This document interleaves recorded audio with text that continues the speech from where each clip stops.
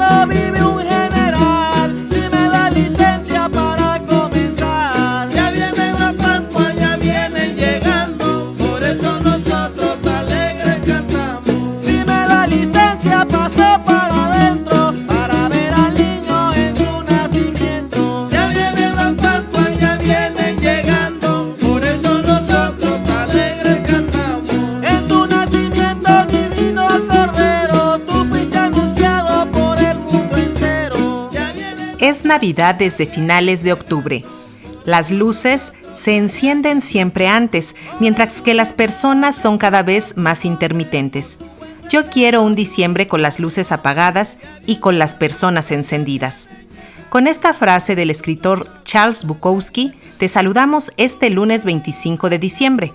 En este programa abordaremos las fiestas de fin de año. Te saluda Eliud Hernández y doy la bienvenida en la coconducción de este espacio a mi compañero Sósimo Díaz. ¿Cómo estás? Muy bien, Eliud. Saludamos con mucho gusto a las audiencias de Se Abre Hilo. Efectivamente, analizaremos la forma en que se celebran las fiestas decembrinas en México y sobre todo en las comunidades indígenas. En este programa también escucharemos los cuentos de Navidad y los testimonios de los Colibritos, grupo de niños promotores de la lectura de San Sebastián, Teitipac, Oaxaca. Eliud, en estas fechas muchas personas experimentan emociones de desánimo, depresión o soledad, tal como lo decía la poeta estadounidense Sylvia Plath: me siento abrumada y aburrida y decepcionada, como siempre me siento el día después de Navidad. ¿Cómo revertir estas emociones? ¿Cómo cerrar ciclos y vivir bien a pesar de todo?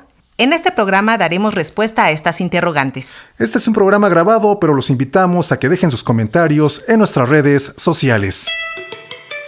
Conéctate a través de nuestras redes sociales de Facebook y Twitter. @SeAbreHilo.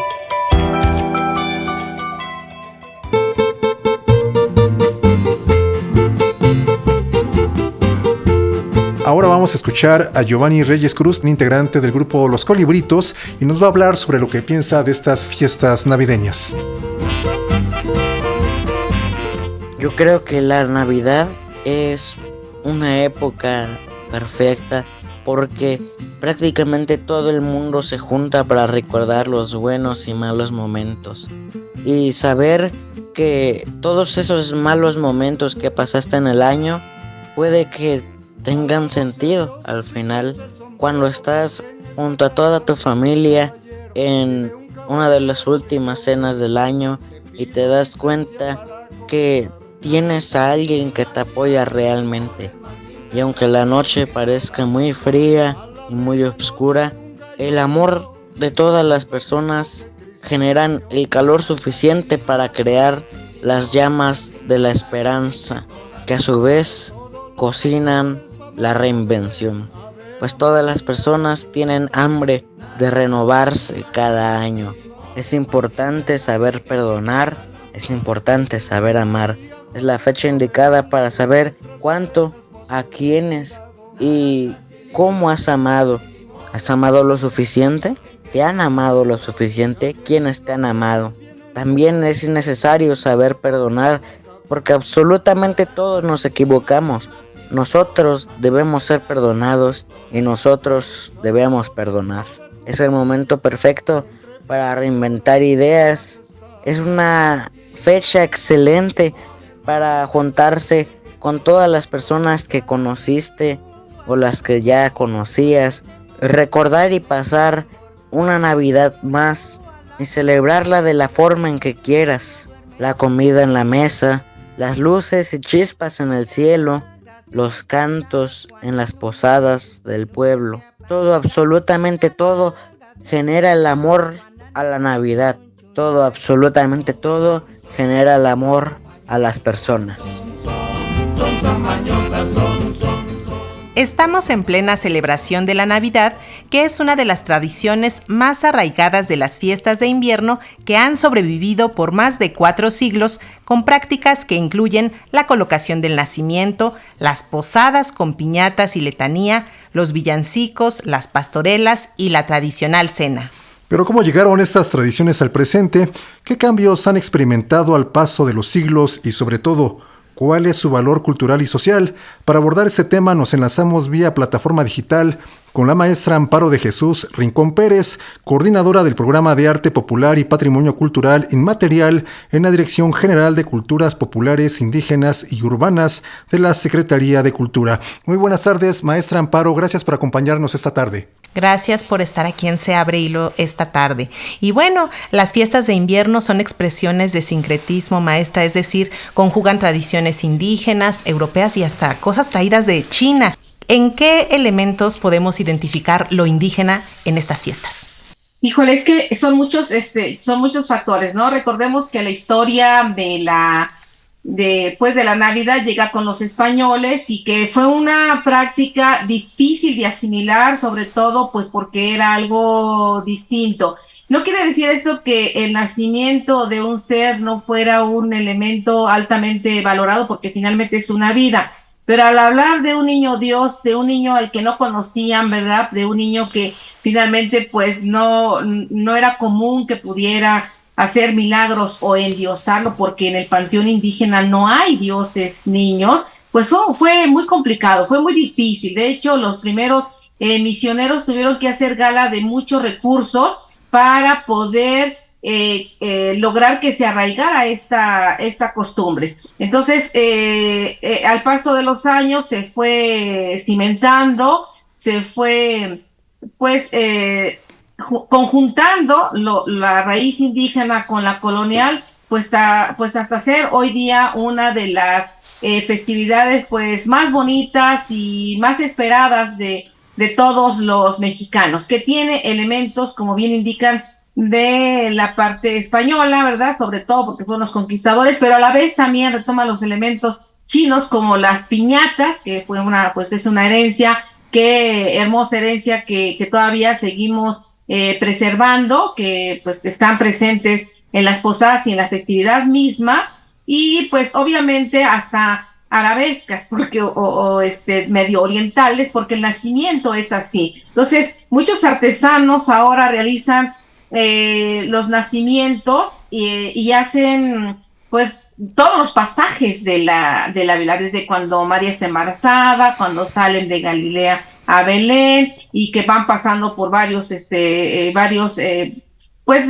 pueblos o varios estadios de la fiesta, pues van plasmando eso. De repente encontramos algunas chocitas o casitas de estilo arabescas o medio orientales, ¿verdad? Vestimentas, hay pasajes en el desierto, etcétera. Y creo que eso es un plus que tiene México, el aportar todos estos elementos para celebrar y para hacer que la historia no se borre de la memoria. Y ahora podemos decir que hay una riqueza de nacimientos artesanales impresionante. En todo el país se elaboran con elementos muy, muy regionales.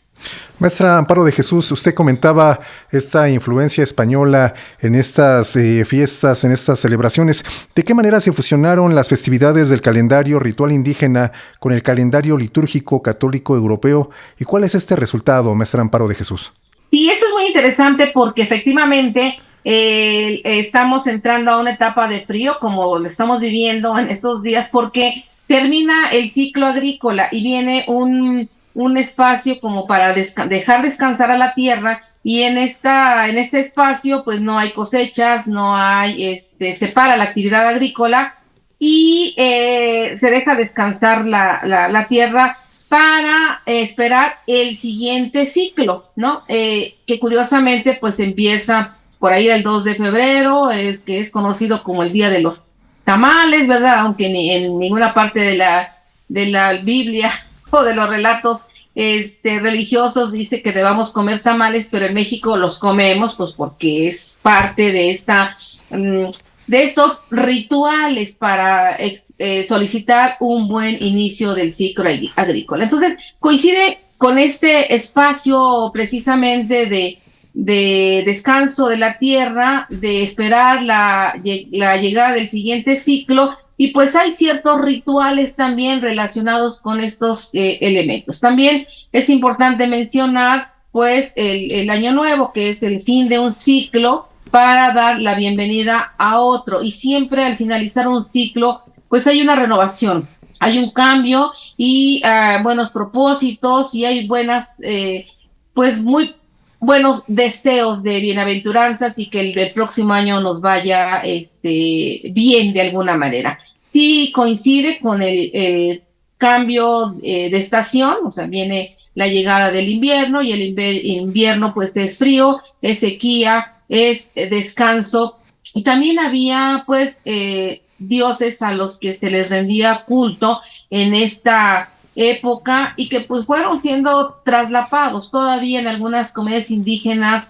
vemos que los rituales no terminan, o sea, continúan, y cada uno lo va viviendo de manera diferente, de manera distinta, pero con una gran devoción sustentada ya sea o en las raíces católicas, porque fue lo que se impuso, o en las raíces profundas de el México prehispánico todavía.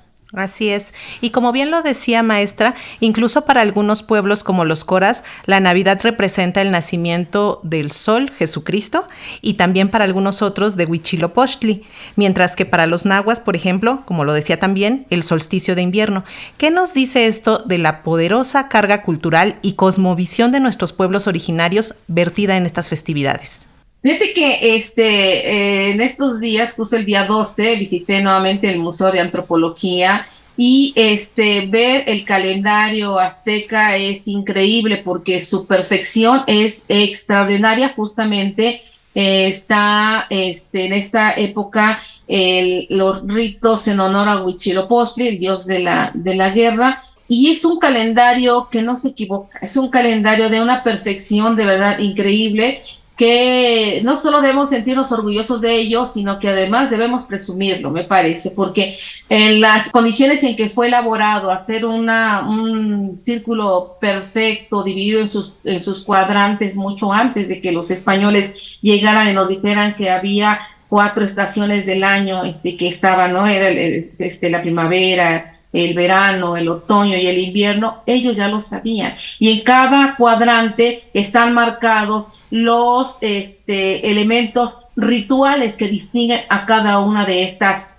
estos, digamos, estas estaciones o cuadrantes, ¿no? Entonces, por ejemplo, en el verano pues tenemos ahí la adoración a Tlaloc, porque es cuando vienen las grandes lluvias, y antes de él pues tenemos la preparación, ¿no?, del verano. Posteriormente empieza un poco ya la época de las cosechas, para finalizar con el descanso. Entonces, creo que esos elementos son increíbles, pues de hecho se conoce como la piedra del sol, y eso solamente hablar del calendario azteca, ¿verdad? Porque el maya también tiene sus particularidades, y creo que esa simbiosis es la más importante, la más bonita, y pues obviamente con profundas raíces culturales e históricas que dan sustento a muchas de nuestras tradiciones. ¿Qué papel juegan ahora, por ejemplo, la música, las danzas, los fuegos artificiales en los pueblos y comunidades de nuestro vasto y diverso México?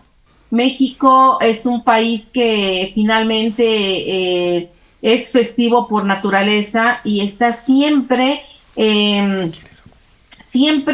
está buscando motivos para festejar. De hecho, las mismas posadas se realizan 9 días antes del nacimiento del niño Dios, y se organizan los vecinos para recibir al niño por un día hasta el 24, que es la nacida. La gastronomía, que es increíble, por supuesto. Tenemos la música, pues bueno, no sé, desde las famosas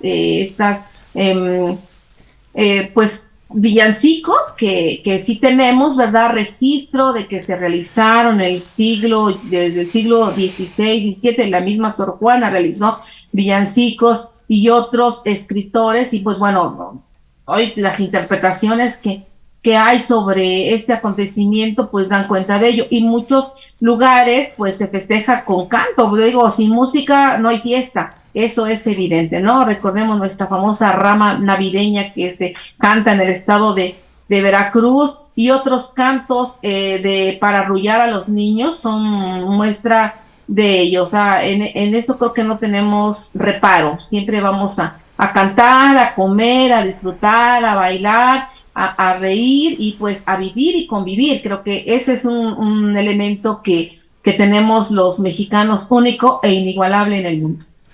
Maestra, usted también dice, sin música no hay fiesta, pero también si no hay comida tampoco hay fiesta, y ante nosotros tenemos un mosaico culinario delicioso que todos disfrutamos en estas fiestas. ¿Qué elementos de este sincretismo podemos degustar en estas fiestas y sobre todo también en el recalentado, maestra? Sí, bueno, la gastronomía es...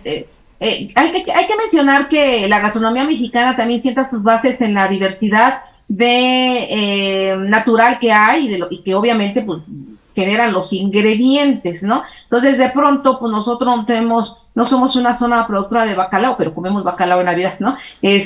Pero como ese hay algunos otros que hemos ido adoptando, ¿no? Ahora le llamamos ya pavo al guajolote, pero originalmente era guajolote, y es una tradición de comer pavo durante la Nochebuena, si es que el presupuesto nos lo permite. Si no, pues un pollo, ¿no? O por lo menos el chiste es convivir. Pero sí hay muchos elementos que se fueron adaptando a nuestro país. Como por ejemplo la llegada de la harina. Con la harina nos permite hacer los famosos buñuelos de viento, ¿sí? Que los buñuelos de viento y los buñuelos de rosa, que bueno, en una marca les llaman bimbuñuelos, pero que en realidad estos que se hacen con molde y son rosas porque representan las rosas cuando la Virgen se apareció, ¿verdad? Y son esos buñuelos que son muy propios de la época, y los otros que son extendidos, que por si no sabían, representan a los pañales del Niño Dios, porque antes se tienden los buñuelos y se tienen que dejar reposar, no se pueden freír en estado digamos fresco, se tienen que secar un poquito. Entonces cuando se ponen a secar, y antes eran tendederos de buñuelos, se seca, también se ponen a freír, después se bañan con dulce o con miel, pues porque ya es algo para festejar. Eso es, creo, una de las grandes aportaciones. Obviamente tenemos nuestro famoso ponche de Navidad, que es un shot de vitamina C, porque si vemos lo que contiene, todos los frutos son de temporada. Y todos los frutos tienen que ver con lo caliente y nos sirven para reforzar nuestras defensas. Por un lado, quitar el frío, pero también fortalecer nuestro sistema inmunológico. Entonces, el ponche de Navidad, las ensaladas, que pues ahora sí que depende del ingenio, de la creatividad y pues ahora sí que de la región que lo elabore, son como muy propios de esta época. Y obviamente pues los romeritos que no pueden faltar, también están presentes en la Semana Santa, pero ya tenemos romeritos con camarones. No sé, la gastronomía es de una riqueza tal que fácilmente somos envidia, no en vano, forma parte del patrimonio cultural inmaterial de la humanidad. Así es.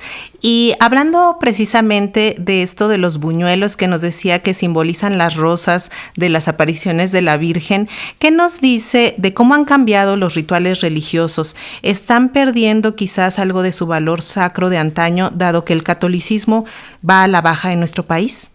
Sí cambia, digamos, el sentido, porque por ejemplo ahora las posadas difícilmente, sobre todo en la ciudad, difícilmente las vemos como que salga los peregrinos de una casa a otra casa a pedir posada, cantando como se estilaba todavía hace unos 30 años, digamos. Había una letanía específica para cantarla y te iba contando la historia, ¿verdad? de cada uno, de cada una de los pasajes de este acontecimiento histórico religioso. Y ahora, si nosotros decimos, pido posada, pues dicen, ¿de qué traes? ¿No? Para muchos jóvenes ahora la posada es ir a bailar, ir a tomar, a reunirse, pero nada de religión.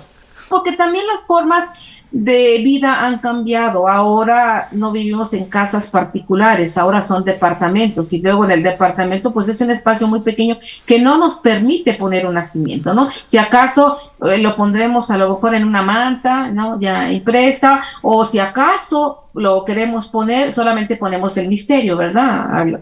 A José, María, el angelito y al niño Dios. A veces sin la vaca, ni el buey, ni la mula, ni los pastores, solamente el misterio. Entonces, sí ha ido cambiando, la iglesia se ha esforzado mucho porque no se pierda, pero también en los pueblos tiene profundo arraigo, porque ahí todavía se puede dar ese tipo de convivencia cuando se permite, porque también es importante decirlo, no siempre, ahora con tanta delincuencia que hay, a veces se ha perdido las posadas por ello, ¿no? Por cualquier situación que pone en peligro la existencia. Maestra Amparo, ¿usted considera que estas fiestas de fin de año, estas fiestas de invierno son un factor de cohesión social? Sí, desde luego, porque son, como dice la canción, ¿verdad? Son de paz, son de unidad, son de armonía, son de unión familiar. Y sí, creo que es importante retomar ese sentido simbólico, creo que lo necesitamos como sociedad, reunirnos. A veces es terrible saber que pues hay pleitos entre la misma familia, ¿verdad?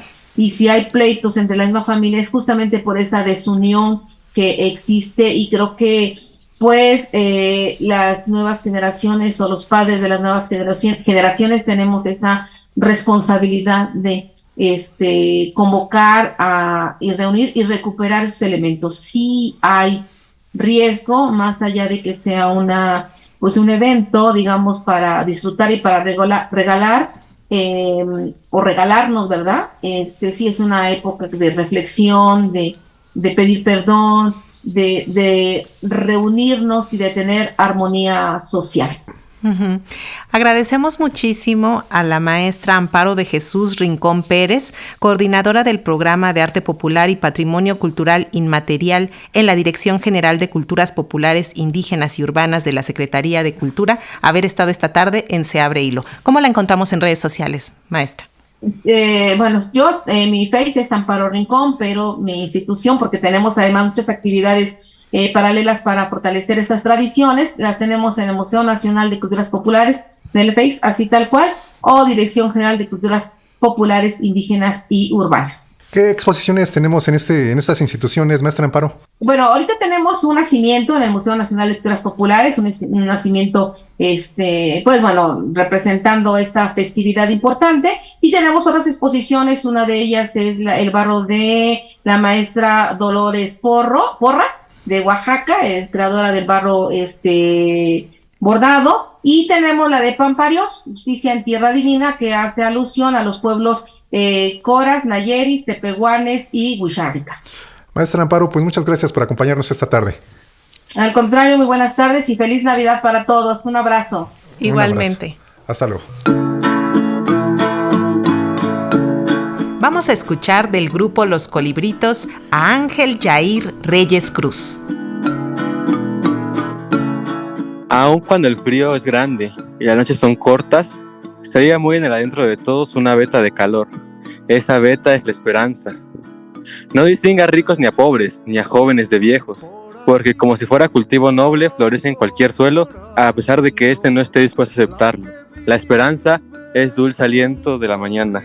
La esperanza es ungüento para el desencuentro. La esperanza alimenta los corazones y el alma. La Navidad es época de esperanza.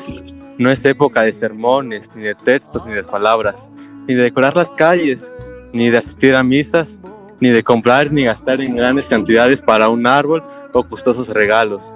Basta un corazón dispuesto para aceptar y hacer un mundo mejor, para que la Navidad haga efecto en nosotros. Con lágrimas lágrimas de sus ojos huelen, huelen palomita. Y para retomar la tradición oral, en Se Abre Hilo recibimos con muchísimo gusto, por segunda ocasión, a los Colibritos. Agradecemos a este grupo de niñas y niños promotores de la lectura y al profesor Ignacio Rogelio Morales para incentivar a la comunidad de San Sebastián Teitipac en el municipio de Tlacolula, Oaxaca. Nos acompaña esta tarde Vania Guadalupe Montalvo Salazar, Ángel Yair y Giovanni Reyes Cruz. Gracias por acompañarnos esta tarde. Vania, Ángel, Giovanni, quien nos guste contestar, platíquenos, están por cumplir su 10º aniversario en este 2024. ¿Cómo les ha ido en esta noble labor? Vania, Ángel, Giovanni, quien guste contestar. A mí personalmente me ha parecido que es un taller increíble que me ha dado muchísimas oportunidades. Me ha ayudado mucho a tratar de explotar mi potencial, y creo que para todos los colibritos ha sido un elemento sumamente importante que nos ha ayudado y creo que nos ayudará mucho a largo plazo también. Así es, Giovanni. Vania, ¿cómo la lectura ha cambiado tu relación con tus compañeras y compañeros allá en Oaxaca? Pues como yo empecé con el proyecto de los colibritos con el maestro Ignacio, pues realmente me abrió muchas oportunidades porque desarrollas más el ámbito de la lectura, que pues actualmente se está perdiendo mucho en personas de mi edad, y realmente me ha ayudado para tener una mejor comprensión, y en especial con varios proyectos que hemos tenido, y pues como más fácil para mí entender.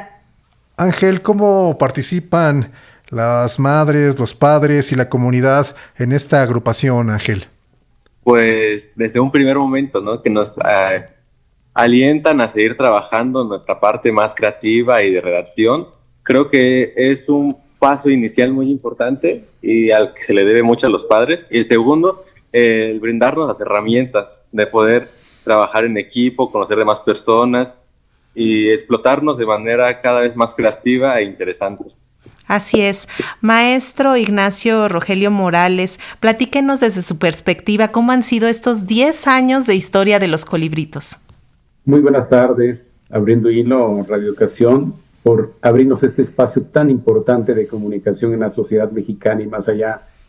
Muy interesante este proyecto que ya en el próximo, ya cerca en el 2024 vamos a cumplir 10 años. Aquí está Vania, que ella lo dijo, con ella empezamos cuando estábamos en primer grado, ahora ya está en prepa, bachillerato. Y ya Ángel y Giovanni ya son como la tercera, cuarta generación, pero han entrado con esas potencialidades que tienen.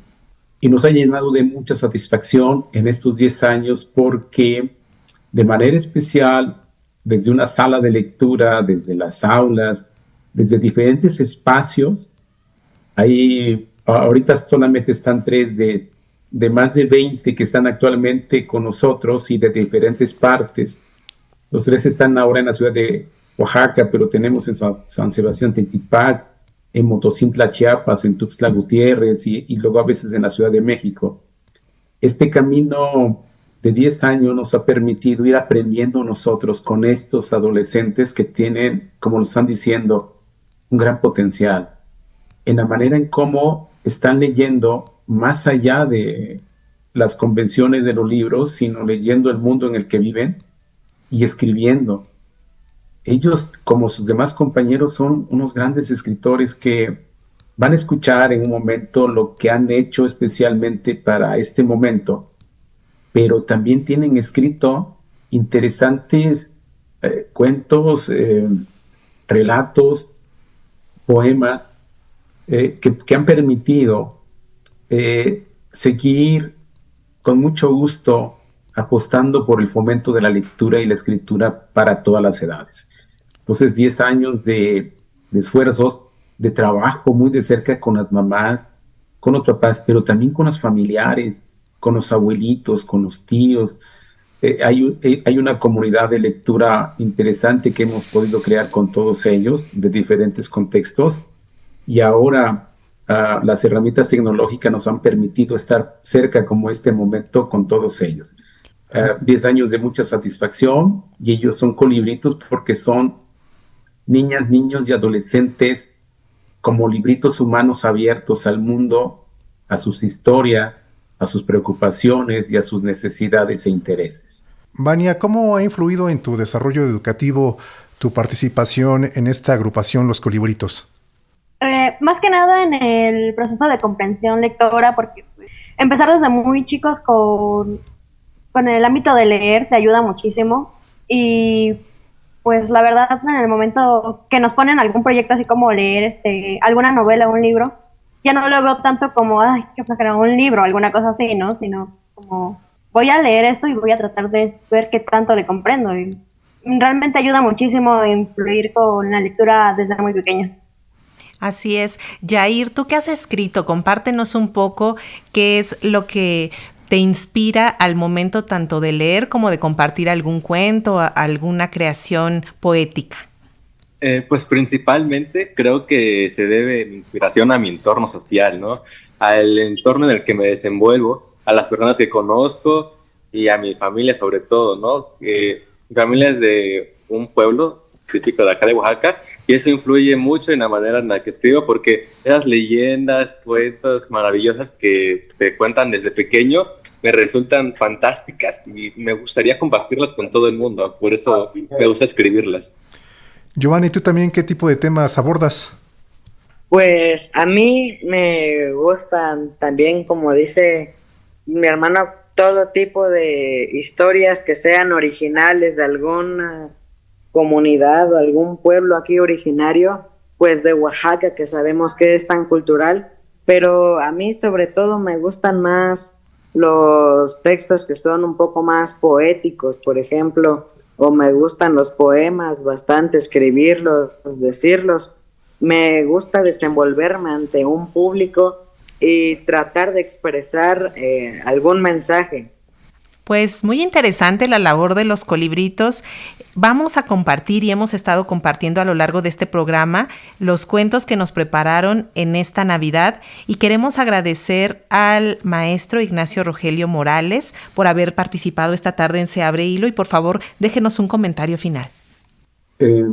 Agradecimientos para ustedes, para las familias, para esos adolescentes y todos los niños, de poder conocernos y acercarnos más y hacer de estos niños y de las personas adultas más humanos, sobre todo en este tiempo. Eso nos lleva también la lectura, poder hacer esa cultura otras diferentes y hacernos más humanos, que lo necesitamos mucho. Eso es lo que yo puedo comentar finalmente en esta oportunidad que nos dan, y para dar paso a escuchar esos 3 enormes talentos de momento, con sus voces, con sus textos, con esas experiencias y vivencias que tienen. Y seguir en todos, en las familias, en todos los espacios, fomentar con mucho gusto, con mucho placer, las lecturas, las escrituras, las aventuras y todo lo que nos pasa en la vida cotidiana. Muchas gracias, Abriendo Hilo. También agradecemos la participación esta tarde de Vania Guadalupe, Ángel Yair y Giovanni Reyes, integrantes del grupo Los Colibritos. ¿Cómo les encontramos en redes sociales? Maestro, ¿cómo lo encontramos en redes sociales? Bien,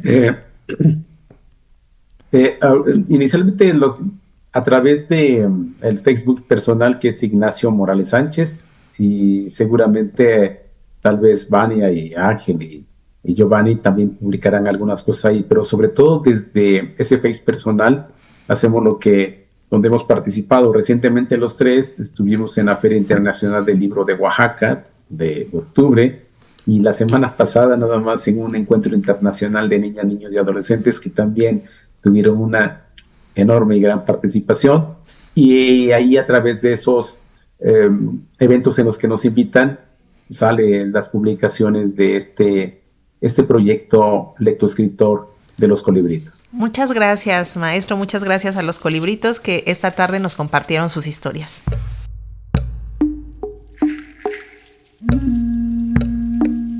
Con un pensamiento acerca de las fiestas navideñas, ahora escuchamos a Vania Guadalupe Montalvo Salazar de Los Colibritos.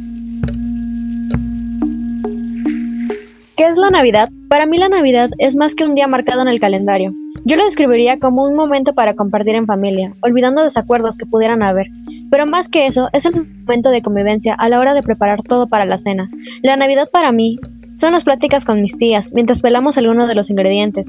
Es el espacio donde sabemos que en unas horas un delicioso aroma llenará la cocina, dándole lugar a recuerdos de años anteriores, donde lo más importante para mí de niña eran los regalos a recibir. Pero al crecer te das cuenta que realmente importante es apreciar aquellos momentos que nunca volverán a ser iguales. Mirar la casa decorada, que significó planificar con mi abuela en qué color se pondrían las luces que adornarán la noche, y cada pequeño detalle que hace especial este día, donde recordaremos que una fecha no es lo importante, lo verdaderamente importante es con quién pases estas fechas, ya que una Navidad sin las personas que quieres no puede considerarse un día de felicidad. La Navidad nos ofrece la oportunidad de reflexionar sobre los altibajos del año, que pronto concluirán, y buscar la oportunidad de mejorar por pequeñas acciones. En conclusión, la Navidad es más que un día en el calendario, es recordar la importancia de la familia, ya que estos vínculos son los que nos forman como personas.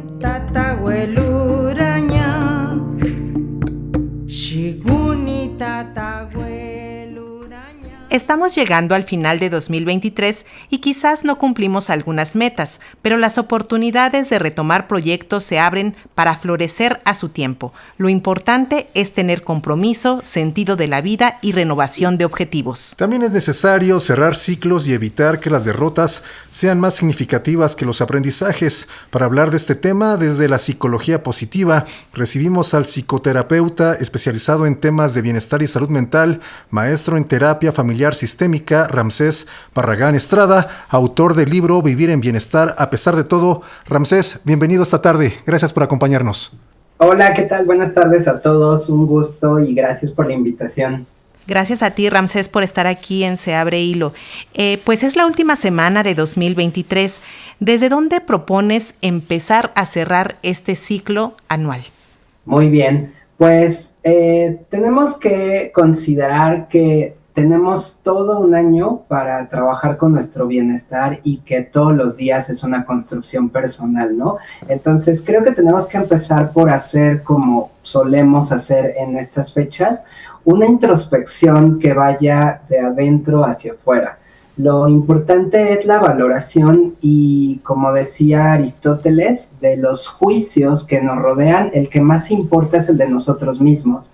Entonces, empezando con nosotros, podemos ver qué ocurre a nuestro alrededor y armonizar en ese sentido qué le corresponde a otros, qué hice bien en relación a los que me rodean, y creo que sería un buen punto de partida, de adentro hacia afuera y luego de afuera hacia adentro.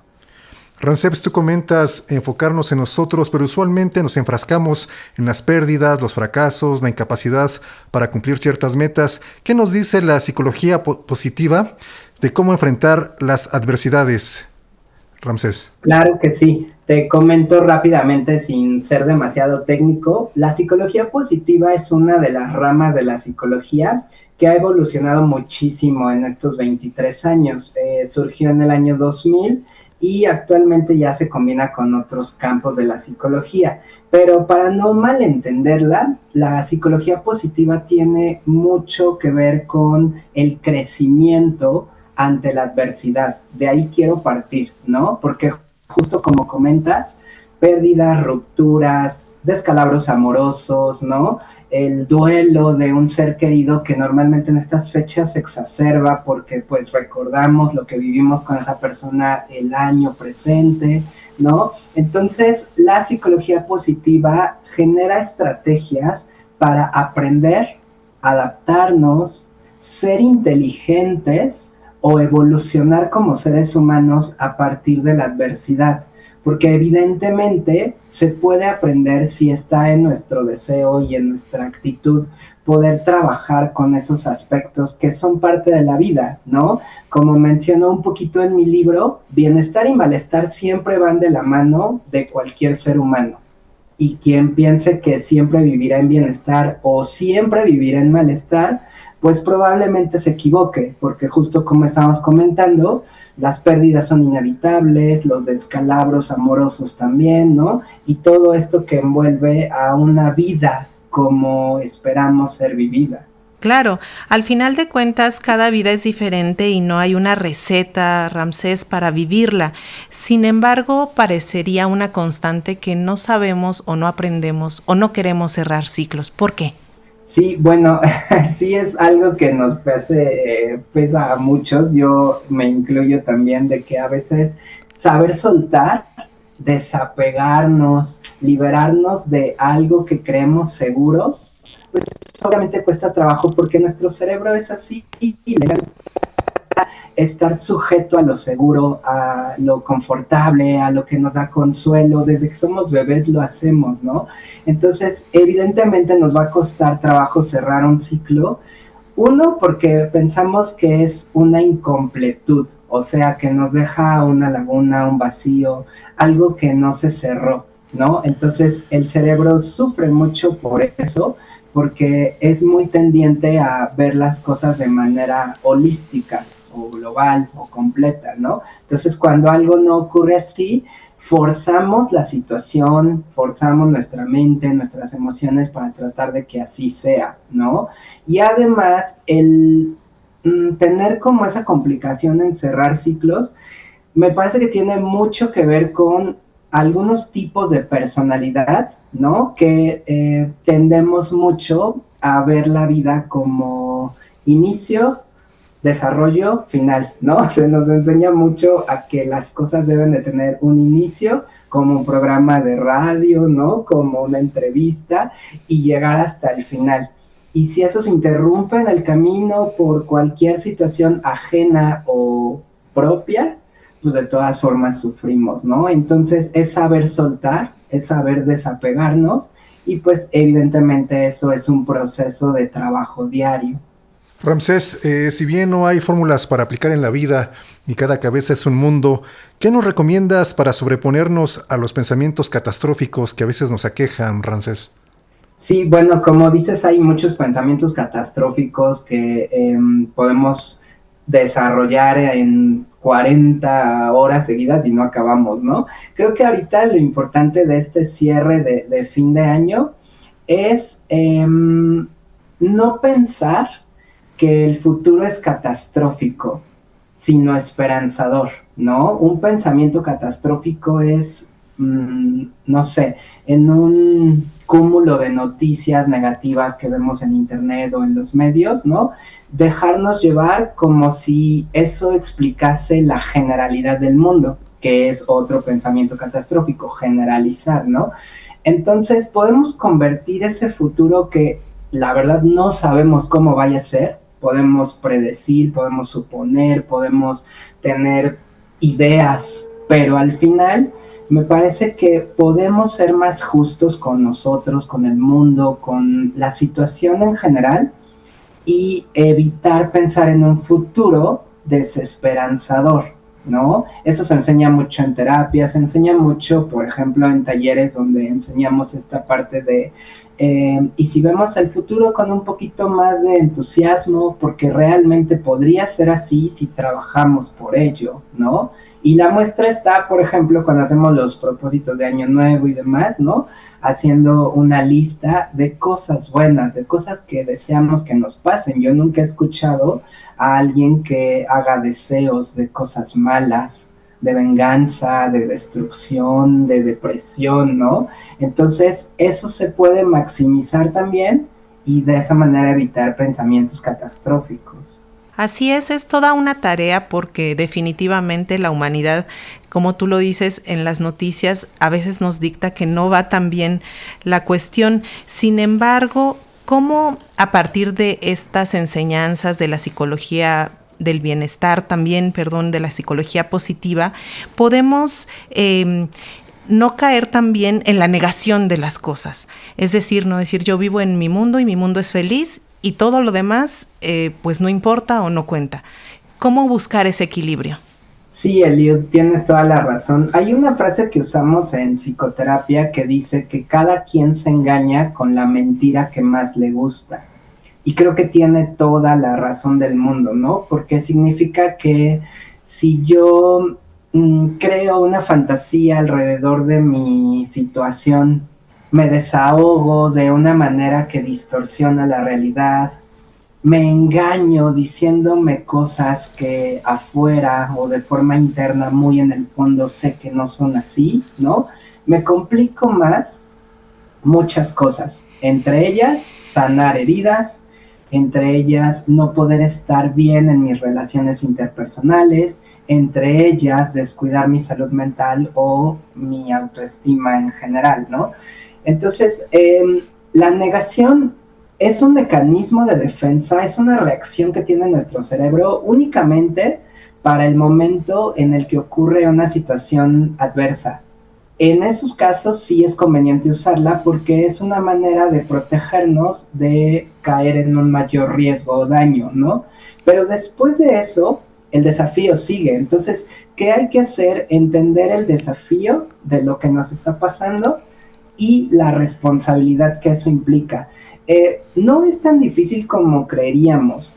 Para evitar la negación hay que entender que todos los problemas que nos pasan, ¿no?, se pueden ver desde una óptica racional, emocional, y a partir de eso poner manos a la obra. O sea, la ecuación es: calmo mis emociones, pienso sobre lo que está ocurriendo, no lo distorsiono, no lo niego, y pongo manos a la obra porque al final no se va a resolver solo, ¿no? Que es otra forma de negación. Y entonces sí podríamos tener como cierta habilidad para generar soluciones a los problemas. Y también, obviamente, Eliud, entender que hay problemas que no se van a poder resolver ni de la noche a la mañana, ni que son de 2 días o que dependan enteramente de nosotros. Pero haciendo nuestra parte, pues la negación no tendría que estar operando. Ramsés, pues llegamos a fin de año, hacemos cuentas y nos enteramos que no cumplimos con nuestros objetivos del 2023. ¿Cómo perseverar en estas metas incumplidas a pesar de no haberlas logrado, Ramsés? Sí, me encanta explicar esa parte, qué bueno que lo mencionan, porque los propósitos de año nuevo no se van a lograr nunca en la vida si no se vuelven metas con fecha de caducidad, con una planeación secuenciada que vaya mucho más ordenada y organizada, ¿no? Como en el trabajo, ¿no? No pretendemos hacerlo todo de un jalón y mientras estamos comiendo las uvas, pues se nos pasa el tiempo y pensamos en un propósito bastante abierto o poco específico, ¿no? Entonces, la manera de perseverar es teniendo claridad, ¿no? Hay muchos métodos, afortunadamente en internet o preguntándole a un profesional, hay muchas maneras de especificar y puntualizar las metas. Y yo, como siempre, les recomiendo a los pacientes, en vez de pensar en 12 propósitos, 12 deseos, concéntrense en 1 o 2. Y sí, ni modo, se rompe la tradición de las 12 uvas, pero es mucho más probable que se logren cuando vamos sobre los que nos van a ocupar más, que dejar tantos abiertos y pues luego sentir que no avanzamos en ninguno. Uh-huh. Entonces, concentrarnos en solo 2 o un número determinado de propósitos, ponerles fecha y trabajar decididamente con un sentido de responsabilidad y compromiso, ¿no es así? Correcto, el compromiso también, como lo mencionas, es una palabra clave, ¿no? Compromiso implica 3 cosas: dedicación, energía y entusiasmo. Entonces, el compromiso no es nada más cumplir con una tarea, igual que con una relación de pareja, con un trabajo y con las metas de vida, pues más, ¿no? Dedicarnos, ponerles energía, que implica lo físico, lo psicológico, en fin, y el entusiasmo de buscarla, porque también tener metas que sean de otros, que nos llegaron sin nosotros escogerlas, pues hace menos probable que se logren. Así es, Ramsés. Vivimos en un mundo difícil, tú nos comentas tener estos pensamientos positivos, negativos. ¿Cómo conocernos a nosotros mismos a través de aquello que nos lastima y aquello que nos hace vivir en bienestar, Ramsés? Muy bien, justo como lo dices, el que nos lastime algo abre una oportunidad, un abanico de posibilidades, ¿no? Creo que la palabra también aquí que nos ocuparía es madurez. Madurez significa evolución, significa avance, significa entender la realidad que rodea a la persona a partir del malestar y decidir qué hacer con eso, ¿no? Si terminamos una relación de pareja, claro que es válido que nos duela, claro que es necesario llorar y tal vez atendernos en un consultorio con un terapeuta, ¿no? En fin, la estrategia que usemos es válida, ¿no? Y justo en ese sentido va el aprendizaje o entender que lo malo presenta oportunidades y presenta desafíos para aprender de los errores. No siempre queremos aprender, nos enganchamos o tratamos como de aferrarnos de lo que decíamos hace rato, ¿no? A un pasado donde las cosas eran mejor. Pero en terapia o en la vida misma o en la psicología en general, tratamos de hacerle ver a las personas que la realidad se compone de dos cosas: lo que ocurre en nuestra cabeza y lo que está allá afuera mostrándose para nosotros. Cuando armonizamos eso, mente y realidad, la verdad aparece y entonces somos libres de decidir qué hacer. Ah, pues esta persona ya no quiere estar conmigo.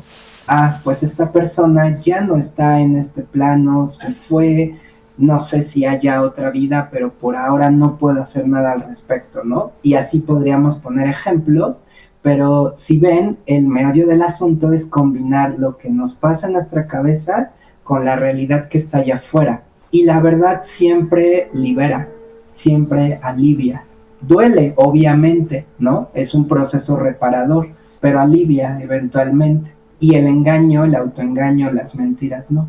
Ramsés, tú dices, hay que ser realistas, no engañarnos, pero ¿cómo serlo en este mundo tan exigente, tan competitivo, tan acelerado, y no caer en estas depresiones, Ramsés? Sí, la depresión, por ejemplo, es algo que impide mucho ver la realidad. Tiene, de hecho, esa misión, ¿no? Una de sus funciones es poner un velo a lo malo que nos está ocurriendo para hacer más llevadero el dolor, ¿no? Entonces, me parece que la clave sigue siendo el entender que hay siempre dos lados de la moneda, ¿no? Nosotros usamos un término que se llama optimismo realista, y tiene que ver con lo que hemos estado platicando. Una persona con optimismo realista es aquella que ve que sí, hay tres caminos que muestran complicaciones, ¿no? Tal vez pierde el trabajo, me estoy quedando sin dinero, estoy sufriendo por desamor, ¿no? Esta adicción que tengo. Sí, es cierto, hay panoramas o caminos bastante desalentadores, ¿no? Pero justamente una de las técnicas que hacemos, que se llama las tres puertas, que también incluía en mi libro, menciona que ahora que ya viste las puertas que se te están cerrando o los caminos que se están volviendo caóticos, trata de pensar, porque no lo sabes, entonces es una posibilidad, trata de pensar en qué puertas se pueden haber abierto. Yo sé que es difícil, ¿no? A mí mismo me cuesta trabajo, pero el que hayamos perdido un trabajo, por ejemplo, también abre puertas, o ventanas al menos, ¿no? Entonces, esa es la manera. Puertas que se hayan cerrado, pero puertas también que se pueden haber abierto si le rasco un poquito. Y eso lo llamamos optimismo realista, que contrarresta este panorama como bastante desalentador de la vida, ¿no? Los problemas no se están ocultando ni se están metiendo a un cajón para aparentar que no están ahí. Simplemente se combinan también con las oportunidades. Así es. Ramsés Barragán Estrada, autor del libro Vivir en Bienestar a pesar de todo, te agradecemos mucho que nos hayas acompañado esta tarde. Igualmente, a sus órdenes. ¿Cómo te encontramos en tus redes sociales, Ramsés? Bueno, en LinkedIn, X, antes Twitter, Instagram, Facebook, en todas me van a encontrar así, como Ramsés Barragán, ¿no? Y también a través del correo, si gustan, ramsesbarragane@hotmail.com.